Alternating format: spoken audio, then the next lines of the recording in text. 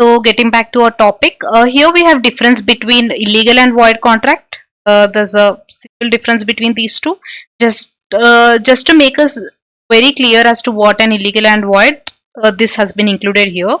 So here, as I already told you, all illegal agreements are void, but all void are not illegal. Yeah, we've clearly learned this. Only one similarity between illegal and void agreement is that both are not enforceable by law. That's the similarity. And then nature and character, illegal agreements are void from the very beginning. From the very beginning, they are not enforceable. Void ab initio is that they are not enforceable from the very beginning. And yeah, contract which is valid can subsequently can become void. As we see, X promises to right to work. Initially, when the contract was entered, it is valid, but subsequently, on the death of X, it becomes void. And effect on collateral transactions. Here, we will understand what a collateral transaction is.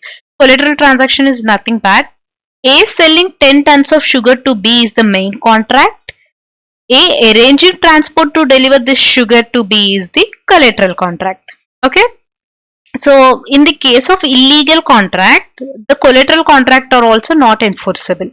But in case of void contract, collateral contracts, though the main contract is not enforceable, the subsequent collateral contracts will be enforceable. This void contract only affects the main contract and the collateral can be taken place if possible. But in case of illegal, both the main and collateral contracts are not at all enforceable by law. Penalty or punishment. In case of illegal, there's definitely punishment, but whereas in case of our void contracts, there are no punishments as such because the contract has become void because of the circumstances.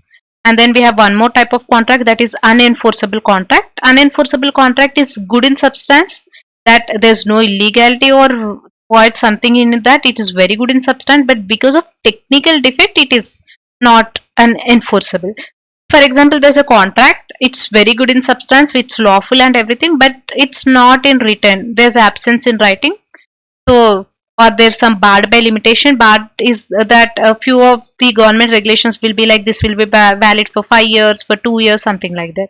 Because of that bar, it cannot be performed, and otherwise it's a good in substance contract. Only due to technical defect, it has become unenforceable by law. And now we have learned the 5 types based on the validity. So that is valid, void, voidable, illegal, and unenforceable. Now we will learn on the basis of formation of contract. On the basis of formation of contract, we have express contracts. Express contracts are something which are expressed by words or in writing. Okay, section 9 gives us these express contracts. It's in words, or in writing. In words, maybe here if you see the example, it says on telephone, A offers to sell his house for 2 lakhs, B in replies to that particular contract. So express contract is something which is in words or in writing. Very simple. And then implied contracts. In case of implied contracts, it comes into existence by implication. Implication is nothing but by actions. You need not express it in words or in writing, but it comes into existence by just the actions of the person. That's how it comes into existence. For example, here we have a very good example. A coolie picks up the luggage of a person and a person does not deny it. He accepts that, he doesn't say anything against that. Then here, just by the action of coolie picking up the luggage and A not saying anything, the contract has come into existence. There are no words or nothing is in written, but just from the actions it has come into existence.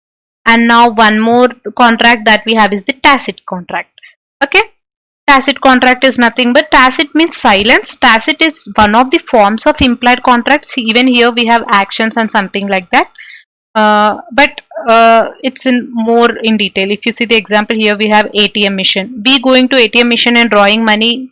Our going to ATM and drawing money, our action is itself a kind of contract that we are accepting with the bank. And if you see in the auction sales, we have fall of hammers. Third time when the hammer falls, we consider that to be a contract accepted. Okay. Implied contracts are something which come into existence by implications or actions. Tacit contracts is also a form of that. Tacit means silence. Examples are going to ATM mission and then, or in an auction by the fall of hammer, we conclude that the contract is done. And we have the quasi contract. Quasi contract is not an actual contract, but it resembles a contract. Okay, it is created by law. It's not something in written or not even by actions, but it resembles contract because law created that. Example here is, for example, you found lost goods of some party. It's your responsibility to return that goods to that other party. Here, there's no written contract between you and the other person who lost the goods, but law, just to have good intentions, we are bound by that. E-contracts, online shopping, e-commerce contracts and all that comes under e-contracts. This is very common. These are also called as EDI contracts, electronic data interchange, because everything happens electronically, or cyber contracts or mouse click contracts, because just at a click of mouse you buy something and enter into a contract with the other party. Okay, so these are the contracts, the second category of the contracts that we have.